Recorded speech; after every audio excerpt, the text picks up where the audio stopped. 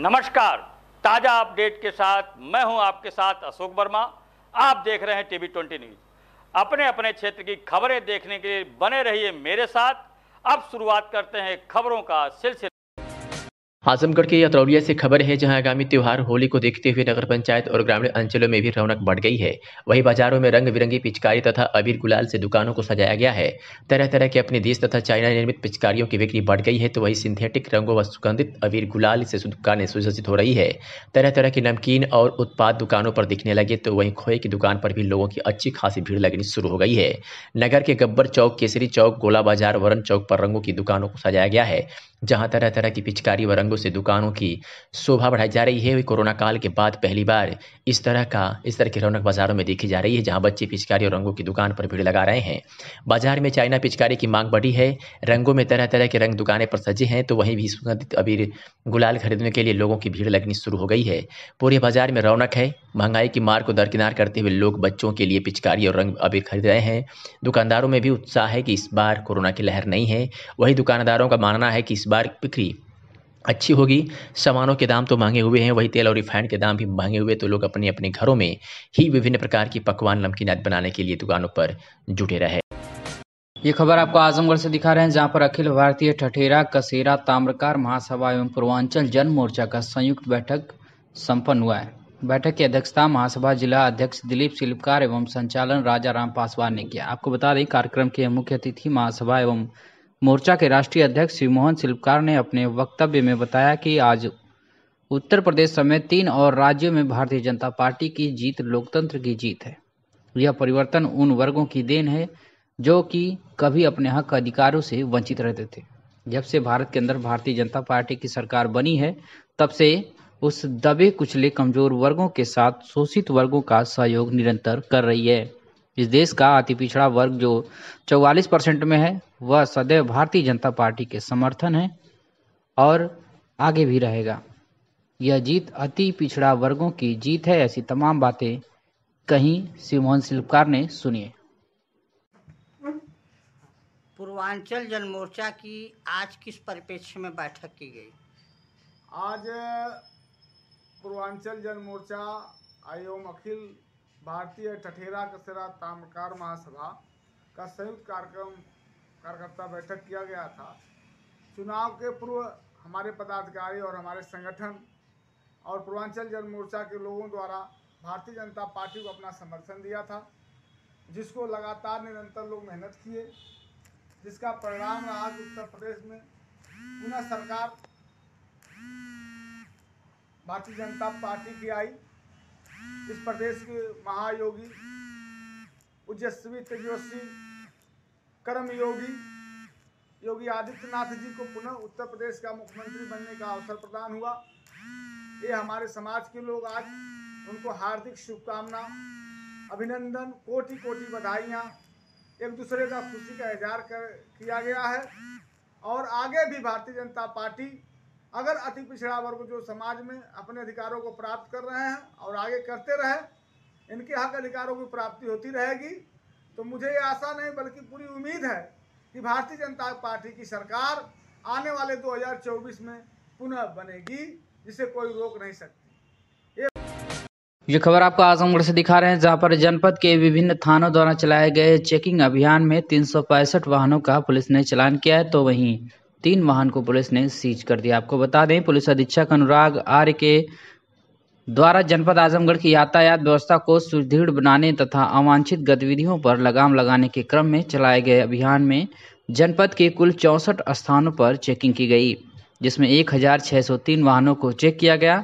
बिना number plate की गाड़ी चलाने, यातायात के नियमों का पालन न करने व न युवकों द्वारा मोटरसाइकिल पर 3 सवारी चलने तथा बिना हेलमेट चलने वाले 365 वाहनों का चालान किया गया। आपको बता दें, 3 वाहन सीज भी किए गए, जिसमें से थाना महनाजपुर से 1 वाहन सीज किया गया, वहीं थाना सरायमीर से 1 वाहन व टीएसआई द्वारा 1 वाहन को सीज भी किया गया। आजमगढ़ में जिला प्रोबेशन अधिकारी बीएल यादव के निर्देश के क्रम में स्वच्छता पखवाड़ा के अंतर्गत वन स्टॉप सेंटर के प्रबंधक सरिता पाल, महिला कल्याण अधिकारी प्रीति उपाध्याय, जिला समन्वयक Anu Singh, counsellor Shivani Tripathi, case worker Mamta Yadav एवं रंजना मिश्रा, पैरामेडिकल नर्स अनीता यादव, रीना यादव, पिंकी सिंह द्वारा जिला प्रोबेशनर कार्यालय, महिला शक्ति केंद्र, बाल कल्याण समिति के कर्मचारियों सहित कुंवर सिंह उद्यान पार्क में आमजन को सिंगल प्लास्टिक यूज पर अंकुश लगाने के लिए जागरूकता फैलाई गई। यह भी बताया गया कि प्लास्टिक का कम से कम उपयोग करें क्योंकि यह मिट्टी में नष्ट नहीं होता है, जिससे पौधों की जड़ों में हवा का प्रवेश न होने से मिट्टी की उर्वरा शक्ति क्षीण हो जाती है। प्लास्टिक को जलाने से पर्यावरण प्रदूषित हो जाता है। इसी के साथ ही स्वच्छता के संबंध में भी सभी को अवगत कराया गया। आजमगढ़ से खबर आ रही है जहां एक बलात्कार के मामले में पीड़िता ने आरोप लगाया है स्थानीय पुलिस पर कि बलात्कार संबंधित धाराओं में लीपापोती करने का पीड़ित ने गंभीर आरोप लगाया है और इस मामले में पुलिस अधीक्षक अनुराग आर्य ने संज्ञान लेते हुए बलात्कार संबंधित धाराओं में मुकदमा दर्ज करने के लिए आदेश दिया और कार्रवाई का भी आश्वासन दिया है। बता दें कि रौनापार आजमगढ़ थाना रौनापार स्थित एक लड़की को बच्चा पैदा होने के कारण हॉस्पिटल देखने गए थे, तभी घात लगाए कुछ लोगों ने घर पर अकेली देखकर घर में घुस आए तथा सीने पर कट्टा लगा दिए और जबरदस्ती कपड़े फाड़ने लगे। जमीन पर पटक कर बारी बारी से बलात्कार किया। इस तरह का पीड़ित ने आरोप लगाया है। क्या कुछ कहा पीड़ित ने, सुनिए। धमकी दे रहे हैं हमारे घर वालों को, मुकदमा अगर करोगे तो जान से मार देते हैं। क्या चाहती हैं आप?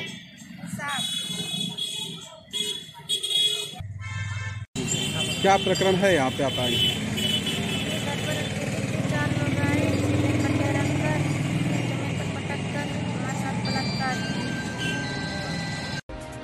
ये खबर आपको आजमगढ़ से दिखा रहे हैं जहाँ पर सगड़ी तहसील क्षेत्र के विकालय विक्रमा राय महिला पीजी कॉलेज हरैया में राष्ट्रीय सेवा योजना की दोनों इकाइयों के विशेष शिविर का आज अंतिम दिन रहा। विगत दिनों 9 मार्च से 15 मार्च तक की भांति सर्वप्रथम सरस्वती पूजन किया गया।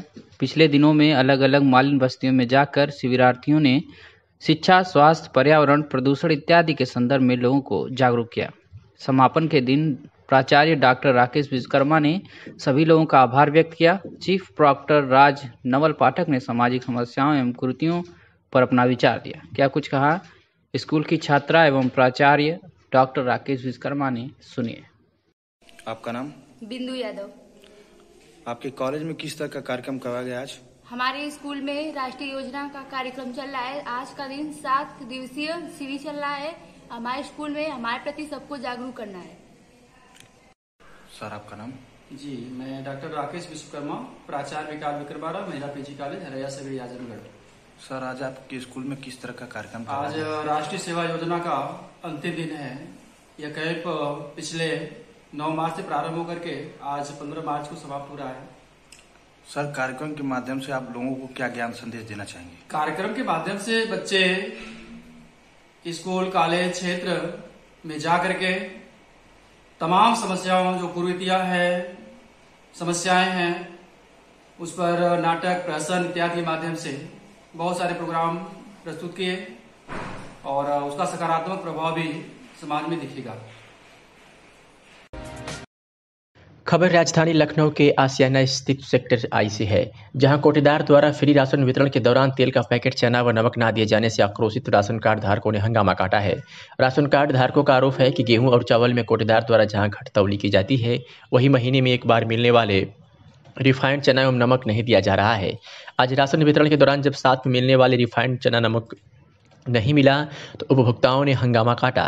स्थानीय राशन कार्ड धारकों ने कोटेदार पर आरोप लगाया है कि कोटेदार द्वारा कालाबाजारी कर ली जाती है और जनता को बताया जाता है कि सरकार की ओर से इस बार तेल, चना और नमक नहीं मिला। क्षेत्र के लोगों ने वर्तमान कोटेदार अजीत अवस्थी का कोटा निरस्त किए जाने की मांग की है। धरना प्रदर्शन किया था, रोड जाम किया था। जी, हमारी बात को कोई सुनने वाला नहीं था, तो आज हम लोगों ने धरना प्रदर्शन किया, रोड जाम किया। शासन प्रशासन भी आया, पुलिस भी आया। हम लोग को आश्वासन दिया गया कि कल राशन ये टाइम पे बांटेंगे। मात्र 3 घंटे राशन बांटते हैं, जबकि बांटना चाहिए सुबह 10 बजे से लेकर के शाम को 6:30 बजे तक, लेकिन बांटते का कम है 3.5 घंटा।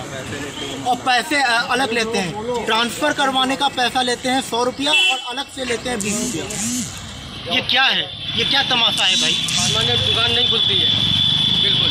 ये दिन बात महिलाओं को गाली दे करके भगा दे। वोट देने सब गवर्नमेंट बन गई, बस सब काम फ्री। सुनवाई होने वाली है। आवाज उठा रहे और कैसे उठाए? आप उठाए।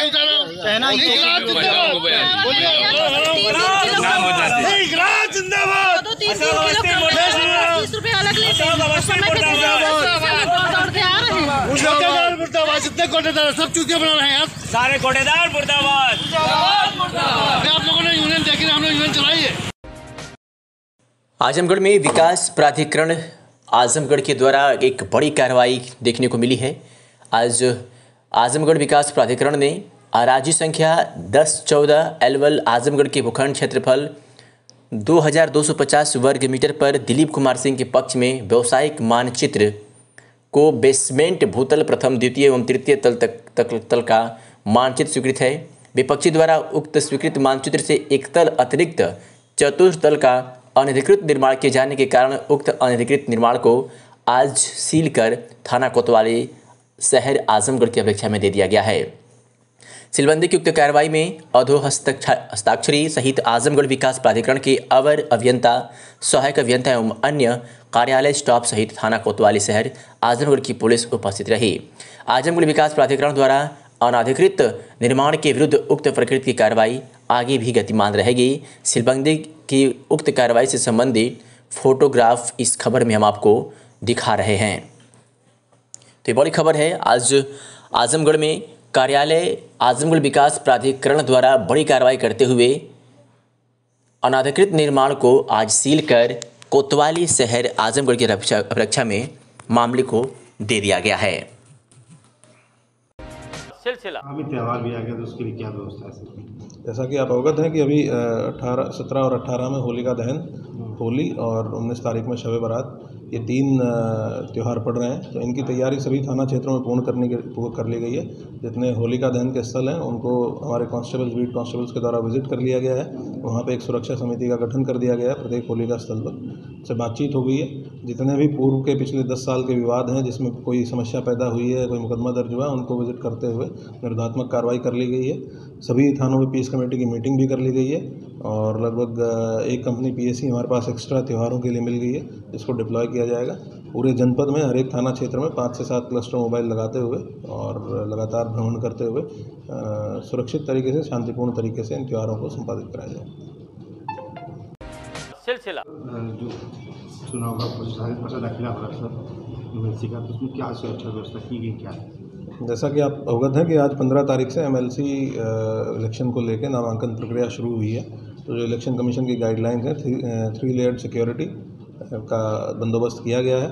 उसमें पीएससी लगाई गई है, सिविल पुलिस लगाई गई है, सादे कपड़ों में एलआईओ के लोग लगाए गए हैं। जो भी इलेक्शन कमीशन की गाइडलाइंस हैं, मॉडल कोड ऑफ कंडक्ट है, उसका टोटल कंप्लायंस कराया जा रहा है। 2 गजेटेड ऑफिसर्स की ड्यूटी, वहाँ सीओज की ड्यूटी लगाई गई है, ये सुनिश्चित कराने के लिए कि नामांकन प्रक्रिया में सभी नियमों का पालन हो और किसी भी प्रकार की कोई समस्या न आए।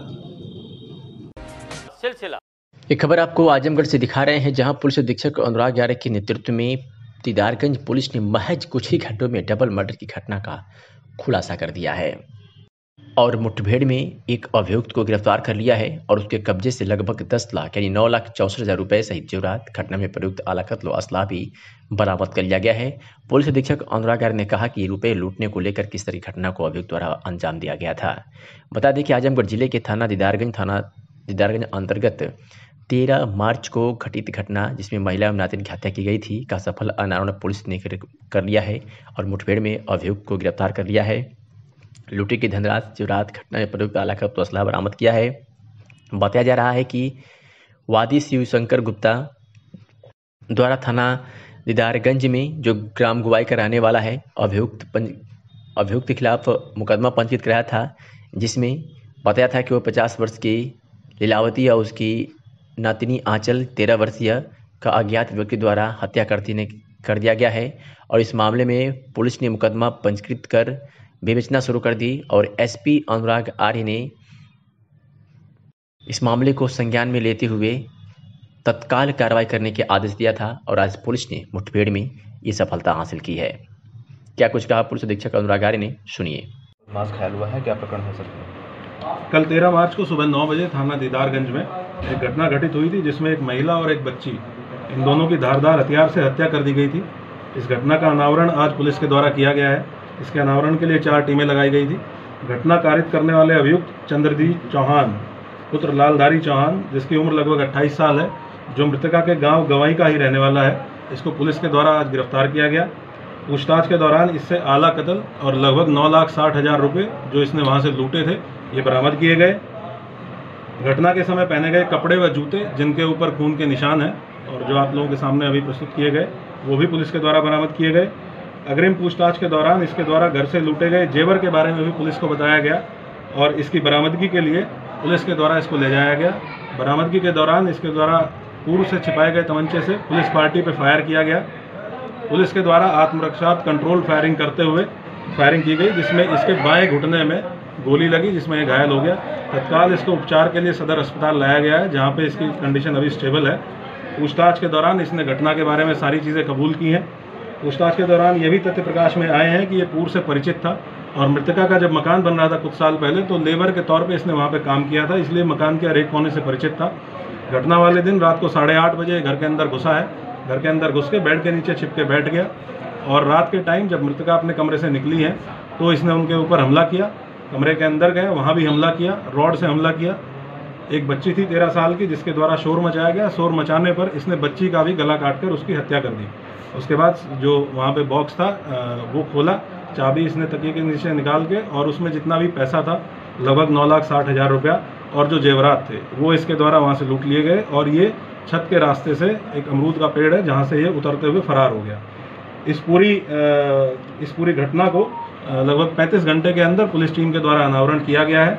इसमें एडिशनल एसपी आरए के नेतृत्व में सीओ फूलपुर, सीओ लालगंज और उनके साथ एसएचओ दीदारगंज, स्वाट team first second, surveillance team, इन सबको लगाया गया था घटना का खुलासे के लिए, बरामदगी के लिए और इसके दौरान की गई कार्रवाई के लिए। मेरे द्वारा इस पूरी पुलिस टीम को 25,000 रुपये से, डीआईजी साहब के द्वारा 50,000 रुपये से और एडीजी सर के द्वारा 50,000 रुपये की धनराशि से पुरस्कृत किया गया है। क्या था मकसद, क्या था जो हत्या किया गया? विशुद्ध रूप से लूट का था ये इस घर में, क्योंकि इस घर से पूर्व से परिचित था। इसको ये भी जानकारी थी कि जो मृतका है वो किसी ज़मीन को खरीदने वाली है, इसलिए उनके पास पैसा रखा हुआ है और ये 10 तारीख को इनके घर पे आया था बिजली ठीक करने के बहाने। तब भी इसने पूरे घर की रेकी कर ली थी क्योंकि ये इनसे इन्हीं के गाँव का था, पड़ोस का था, परिचित था, इसलिए मृतका को इसके ऊपर शक भी नहीं था। तो इन सारी चीज़ों को इसने अपने दिमाग में रखा। सिलसिला सगड़ी तहसील क्षेत्र में स्थित शंकर फ्यूचरिस्टिक स्कूल करेला में पढ़ने वाली 10वीं की छात्रा श्रेया मौर्य ने विद्यालय सहित परिवार का मान बढ़ाया है। श्रेया ने 10वीं के एग्जाम में 92.8% अंक लाकर प्रथम स्थान प्राप्त किया है, जिसके बाद विद्यालय परिवार की तरफ से और क्षेत्र के लोग उत्साहवर्धन के साथ बधाई भी दे रहे हैं। इस दौरान विद्यालय के प्रिंसिपल ने बताया कि बच्चों की शिक्षा पर हमारा विशेष ध्यान रहता है। हम चाहते हैं कि हमारे बच्चे पढ़ लिख कर आगे बढ़ें। उन्होंने श्रेया सहित विद्यालय के बच्चों के उज्ज्वल भविष्य की कामना की। वहीं स्कूल की डायरेक्टर अभिषेक यादव ने कहा कि हमारा यही उद्देश्य है कि हमारे यहाँ जितने भी बच्चे पढ़ने आते हैं हम उन्हें बेहतर शिक्षा दें ताकि उनका भविष्य उज्ज्वल हो। वहीं प्रथम स्थान पाने के बाद श्रेया ने बातचीत की। श्रेया ने बताया कि हमको विद्यालय के शिक्षकों के साथ परिवार का भी सहयोग मिलता रहा है। कड़ी मेहनत के बाद भी यह सफलता मिल पाई है। मेरा प्रयास आगे निरंतर जारी रहेगा। मेरा नाम श्रेया मौर्य है। मैं क्लास 10 की स्टूडेंट हूँ, शंकर फ्यूचरिस्टिक स्कूल की स्टूडेंट। परीक्षा में फर्स्ट आने पर आप कैसा महसूस कर रही हैं? रिजल्ट आने के बाद तो बहुत खुशी हुई और टीचर्स भी कुछ ज़्यादा ही खुश हुए, तो पेरेंट्स भी बहुत प्राउड फील किए, तो इसलिए मैं बहुत खुश हूँ। आगे आपका क्या करने का इरादा है? अभी तो बहुत आगे का डिसाइड नहीं किया, पर 11th में मैथ्स स्ट्रीम लेने का सोचा है। ठीक। सर आपका नाम? My name is Glenn Linzel. I am from Calcutta and I am presently the principal of Shankar Futuristic School. Sir आपके स्कूल में किस तरह का कार्यक्रम करवाया जा रहा है? We involve ourselves in the academics as well as the co-curricular activities for the all-round development of our students. And today it gives me great pride and honor to say that one of our students have scored 92.8% in her first term board examinations. All of us staff and teachers congratulate her and the other students also who have participated and also done well in the exams. And we hope that the future they continue to work as hard as they have worked for the first term examinations. And we will be there to give them all the support that they so require. Thank you. Thank you.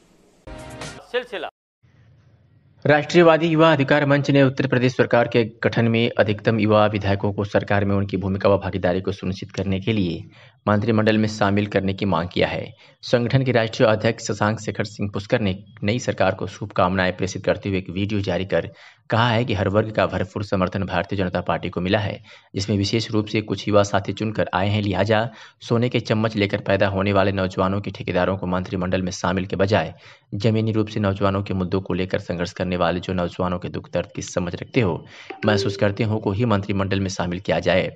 Shri Shekhar ने कहा कि राष्ट्रीय युवा अधिकार मंच की जागरूकता का ही असर है कि अधिकतम युवा प्रत्याशी विधायक चुनकर आए हैं।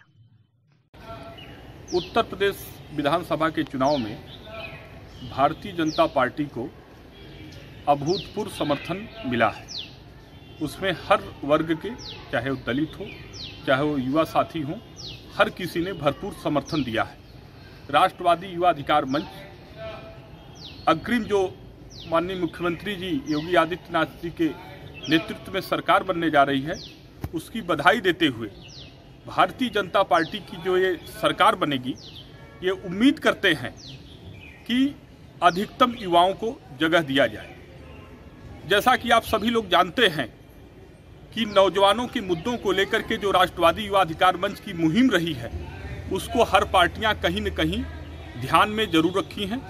उसी को ध्यान में रखते हुए भारतीय जनता पार्टी के मैक्सिमम युवा प्रत्याशी चुनाव जीत करके मैदान में आए हैं। मैं भारतीय जनता पार्टी की जो नई सरकार बनने जा रही है, उस सरकार में नौजवानों की भूमिका और भागीदारी को लेकर के यह मांग करता हूं, उनके राष्ट्रीय अध्यक्ष जी से मांग करता हूं कि नौजवानों की भूमिका और भागीदारी को ध्यान में रखते हुए उन युवाओं को कैबिनेट में अवश्य जगह दिया जाए। उनको जगह न दिया जाए जो सोने के चम्मच लेकर के पैदा हुए हैं, जो वास्तव में संघर्ष करके जो नौजवानों के दुख और दर्द को समझते हो, जानते हो, ऐसे नौजवानों को अपने कैबिनेट में जगह दें। धन्यवाद।